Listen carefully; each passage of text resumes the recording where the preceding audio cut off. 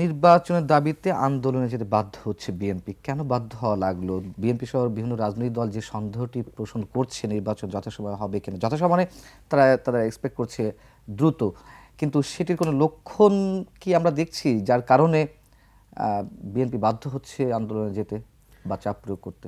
প্রথমত বলি যে আন্দোলন বললে আমাদের কাছে যে মেসেজটি আসে, যে বার্তাটি আসে, এটি কিন্তু খুব বেশি সঠিক বার্তা না। কেননা অতীতে আমরা কি দেখেছি, যে সরকারটি বেপরোয়া ছিল, স্বৈরাচার ছিল, যে কেউ মাঠে নামতো, ফুটপাতে দাঁড়াতো, মানববন্ধন করত, তার উপরেই চড়াও হতো। ফলে গত 15 বছর কিন্তু আমরা সুস্থ রাজনীতি করতে মানে বিরোধী দলকে দেখিনি, কেননা করতে পারছিল না, সরকারি দলও করেনি, কারণ তারা খুব কৌশলে আমাদের রাজনীতিটাকেই বিরাজনীতিকরণ করেছে, মেরে ফেলেছে।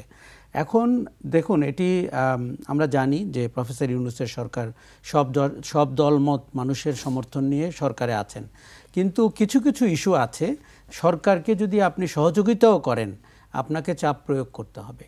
কেননা সরকারের ভেতরে অনেক এলিমেন্ট আছে, তারা অনেক সময় জনদুর্ভোগের পক্ষের মানুষ না, তারা অনেক সময় রাজনৈতিক দলগুলো যেভাবে নৈতিক বা যৌক্তিক দাবি তুলতে পারে সেই জায়গায় তারা সহযোগিতা করে না। বিএনপিকে আমরা দেখেছি গত 6 মাস ধরে সরকারকে কিন্তু দারুণভাবে সহযোগিতা করেছে, এমনকি মুখে এক কথা বলেছে ভিতরে এক কাজ করেছে এমনটিও দেখিনি। বড় একটি দল হিসাবে এবং নির্বাচনমুখী দল, যে 15 বছর নির্বাচনের বাইরে, তার কিন্তু একটা আকুতি থাকবে দ্রুত নির্বাচন করে জনগণের সমর্থিত সরকার হিসাবে ক্ষমতায় যাওয়ার, এবং আপনি বুঝতেই পারছেন নির্বাচন হলে তাদের সম্ভাবনা সবচেয়ে বেশি। কিন্তু সরকারের ভেতরে আমরা এক ধরনের দোদুল্যমানতা দেখছি। দোদুল্যমানতা কোন অর্থে? তারা সংস্কার বলে যে কাজটি করতে চাচ্ছেন সেটি কিন্তু জরুরি, আমরা কেউ কিন্তু তার বিরোধী না, কিন্তু সংস্কার তো একটি চিরায়ত প্রক্রিয়া, সেটি তো আপনি অনেক দিন ধরেও করতে পারবেন। কোনো কোনো সংস্কার আছে আপনার খোল নলচে বদলে ফেলতে হবে। ধরুন পুলিশের সংস্কার, এই পুলিশের সন্ত্রাসী কর্মকাণ্ডের যে বর্ণনা আমরা প্রতিদিন দেখি, শুধু জুলাই আগস্ট না, 15 বছর ধরে, ধরেন আজকেও আপনাকে হিউম্যান রাইটস ওয়াচ মানে লোমহর্ষক সব তথ্য প্রকাশ করছে। শেখ হাসিনা জেনারেল আজমিকে কিভাবে মেরে ফেলতে চেয়েছিলেন, সর্বশেষ আমরা দেখলাম।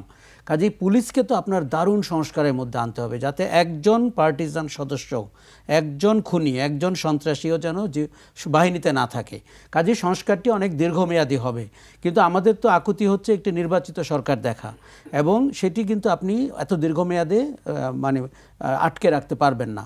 বিএনপিকে আমরা অতীতে খুব বেশি দেখিনি, যেটি নিয়ে আমরা সমালোচনাও করেছি, যে জনদুর্ভোগের বিষয়গুলো, যে শুধুমাত্র নির্বাচন বা ক্ষমতা কেন্দ্রিক আন্দোলন না, জনদুর্ভোগের বিষয়গুলো নিয়ে বিএনপি যেন সরব থাকে।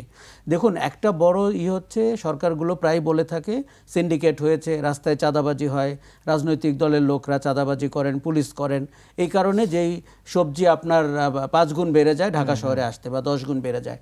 কাজে বিএনপির একটি দায়ও রয়েছে যে তাদের সংগঠনের লোকরা এই কাজে যুক্ত কিনা, চাঁদাবাজিতে যুক্ত কিনা, এটি দেখা। আরও একটি দায় রয়েছে যে সরকারকে পরামর্শ দেওয়া এবং চাপ দেওয়া, যে আপনি বাজার নিয়ন্ত্রণ করেন, সিন্ডিকেট ভেঙে দেন।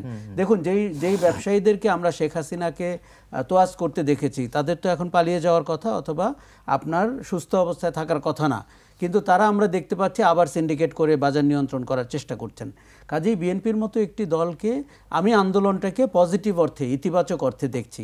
এটি সরকারকে থ্রেট করছে, চাপের মুখে ফেলছে, ব্যাপারটা ওরকম না। তবে নির্বাচন ইস্যুতে সরকারকে আমার ধারণা কিছুটা চাপের মধ্যে রাখতেই হবে, কেননা সরকারের ভেতরে কিছু মানুষজনকে আমাদের মনে হচ্ছে। কিন্তু কেন এই চাপের মুখে সরকারকে পড়তে হচ্ছে? সংস্কারের বিষয়টি যদি উল্লেখ করেন, মিনিমাম সংস্কার তো সবাই চাইছে, আপনি যেটা বললেন, তো মিনিমাম সংস্কার সবাই চাইছে, সবাই তো আর খারাপ চাইছে না, তাহলে সরকার কেন পুরো সংস্কার করেই? এই মিনিমামের সংজ্ঞা নিয়ে আমাদের মধ্যে বিভ্রান্তি আছে। ক্যামেরায় ওয়াও, স্টাইল দেখাও, Xenon X21 পারলে ঠেকাও। দেখুন, এগুলো অনেক ডিপ্লোম্যাটিক ওয়ার্ড। মিনিমাম সংস্কার, যৌক্তিক সময়ে নির্বাচন, শেষ পর্যন্ত তলানিতে কি থাকলো? আমরা তিনজনই কিন্তু একমত হব না মিনিমাম সংস্কারটা কি। আমাদের একটা ওয়েল ডিফাইন্ড আউটলাইন থাকতে হবে, নির্বাচন করার জন্য আপনার যা যা সংস্কার দরকার। দেখুন, বাংলাদেশে নির্বাচন করতে হলে আপনার প্রশাসনের সংস্কার দরকার, পুলিশের দরকার, নির্বাচনী পরিবেশের দরকার, আরপিওর দরকার, আপনার ভোটার তালিকার দরকার। এটি কিন্তু অনেক কাজ। আমরা যদি ওই জায়গায় সন্তুষ্ট হই যে এই 5টি বা 6টি বা 8টি কাজ করেই আমরা নির্বাচনটি দিতে চাই, আপনাকে কিন্তু এখনই প্রস্তুত হতে হবে। আমার মতে ডিসেম্বরের মধ্যে নির্বাচন করা সম্ভব, মিনিমাম সংস্কার করেও। আরও একটা কারণে নির্বাচিত সরকার আমরা চাচ্ছি, কেননা আপনি আওয়ামী লীগকে দেখতে পেয়েছেন রক্ত খাওয়া মশার মতো আবার উঠে দাঁড়াচ্ছে এরোসলের মাত্রা কমে যাওয়ার কারণে। কাজেই তারা উঠে দাঁড়াচ্ছে। প্রতিবেশী ভারতকে আমরা এখন ওই ভূমিকায় দেখছি। ডোনাল্ড ট্রাম্প বলে একটা অদ্ভুত লোক আমাদেরকে থ্রেট করবে বলে ভারত জানিয়েছে। ফলে আমরা দেখতে পাচ্ছি একটি নির্বাচিত সরকার থাকলে দেশে যেরকম বিনিয়োগের পরিবেশ তৈরি হবে, অর্থনীতির চাকা ঘুরবে, তেমন রাজনৈতিক স্থিতি আসবে এবং সরকারটিকে অনেকভাবে আমাদের মনে হবে স্টেবল। আরও একটি জিনিস আমাদেরকে খেয়াল করতে হচ্ছে যে এই যে বৈষম্য বিরোধীরা যারা জাতীয় নাগরিক কমিটি করেছে, তারা তো একটি রাজনৈতিক শক্তি হতে চায় এবং আমি কিন্তু তাদের সাধুবাদ জানাই। আমি তো রাজনীতি বিজ্ঞানের ছাত্র, যত মত পথ মানুষ আসে, কিন্তু তাদের মতলব কি এবং তারা কোন প্রক্রিয়ায় হতে চান এটি নিয়ে প্রশ্ন শুরু হয়েছে। দেখুন, ক্ষমতার সুবিধা নিয়ে রাজনৈতিক দলগুলোর ইতিহাস, এরা তো প্রায় ইতিহাসের কথা বলে, তারা যে নিশ্চয়ই ইতিহাস জানে, সেটি কিন্তু ভালো ভবিষ্যতের লক্ষণ না। কাজেই তাদেরকে ঠিক যেভাবে অভ্যুত্থানটিকে তারা নেতৃত্ব দিয়েছে, সংগঠিত করেছে, সেইভাবে তাদের রাজনীতির চর্চায় আসতে হবে। এখন কোন কারো যদি মনে হয় আপত্তিটা কোথায় তাহলে? তাদের রাজনৈতিক শক্তি হিসেবে দানা বেঁধে ওঠার আগে নির্বাচন হবে না, এরকম একটি আভাস তারা দিচ্ছেন এবং তারা বলছেন যে কাউকে ক্ষমতায় বসানোর জন্য গণ অভ্যুত্থান হয়নি। দেখেন, তাদের এইসব কথার সাথে কিন্তু আমরা নৈতিকভাবে এগুলো কিন্তু খুব আপত্তিকর শব্দ।